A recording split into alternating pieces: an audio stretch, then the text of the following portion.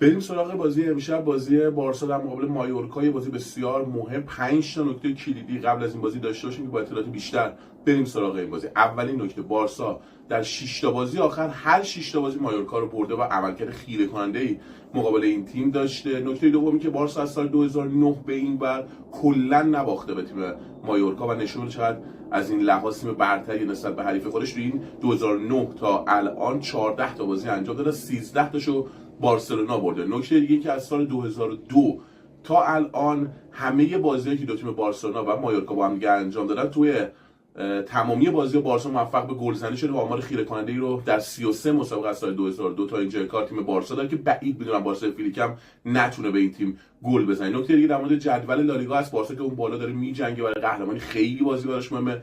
مایورکا هفتم، اما هفتمی که با ششم به بالا خیلی فاصله داره، اما با تیم‌های پایینش اختلافش خیلی کم هستش و باید تلاش کنه تا بتونه سهمیه لیگ اروپا رو به دست بیاره و نگه داره برای خودش. بازی رفت رو تیم 5-1 بارسا برد که خیلی بازی جذاب و مهیجی بود. باید ببینیم تو بازی برگشت چه اتفاقاتی میفته.